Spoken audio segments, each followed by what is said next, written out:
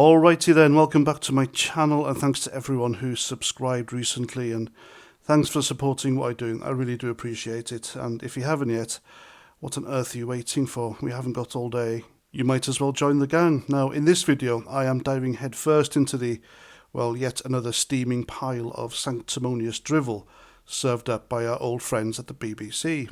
Yes, the Beeb, that taxpayer-funded propaganda juggernaut, is at it again, and this time they've outdone themselves in Ballymena, Ulster, or Northern Ireland, so buckle up, this one's a corker. Now, you might have heard, unless you rely on the BBC for your news, in which case you're probably still wondering why your kettle won't boil, that two teenage girls were abused in Ballymena in the space of a fortnight. Two girls attacked, their lives turned upside down. Serious crimes, you'd think. The kind of thing that might warrant a bit of outrage maybe, a demand for justice, maybe even a news report that doesn't read like it was written by a diversity officer on tranquilizers. But no, not at the BBC.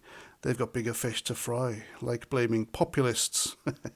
Oh yes, those dastardly populists again, stirring up trouble with their pesky demands for, safety and accountability. And so, according to the BBC, the real problem in Ballymena isn't the assaults. Oh, no.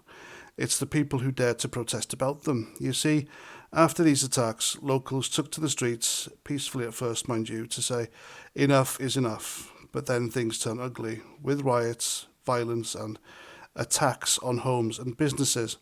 And what does the BBC do? Well, they zoom right past the actual crimes and start wagging their finger at the racist thugs and populists who apparently are the root of all evil, because nothing says journalistic integrity like ignoring the victims and demonising anyone who dares to care about them.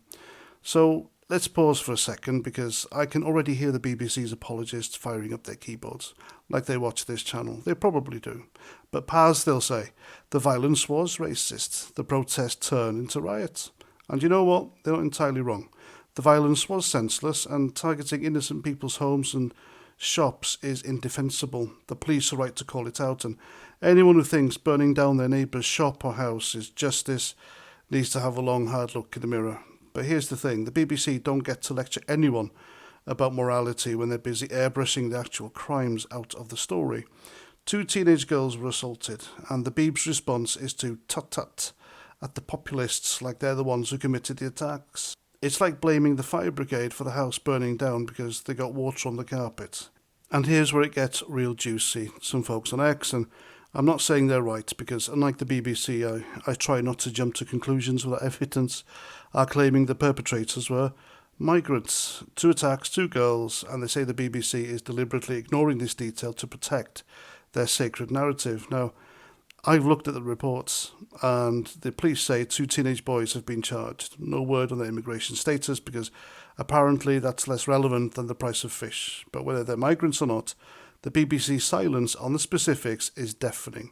If these were local lads, you'd think they'd be shouting it from the rooftops to shout down the racist protests. So why the hush-hush? Could it be, perish the thought, that the Beeb's more interested in protecting their multicultural fairy tale than reporting the truth? Nah, that'd be too cynical, wouldn't it?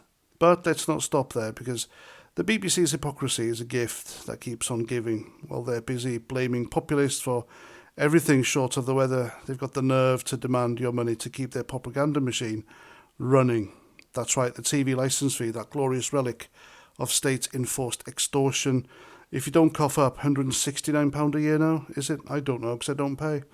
To fund their sanctimonious claptrap, they'll drag you to court faster than you can say imperial journalism. And yes, people have actually been jailed for refusing to pay it. Jailed for not wanting to subsidise a broadcaster that lectures them about racism while sweeping victims under the rug. You could make this up. It's like being forced to pay for your own mugging, isn't it? So what's the takeaway here? Well, the BBC doesn't care about the truth. They don't care about those girls in Ballymena. They care about their narrative, their agenda, and their precious licence fee. And if you dare to question them, if you dare to protest, you're not a concerned citizen. You're a populist, a thug, a problem to be silenced. Well, I've got news for you, BBC. The people aren't buying it anymore. They're sick of your double standards, your victim blaming, and your taxpayer-funded arrogance. And one day, when the licence fee finally goes the way of the dodo, you'll have no one to blame but yourselves. Am I right or am I right? Let me know in the comments. I'm Paz49. Thanks for watching. And until the next time, Roger Trout.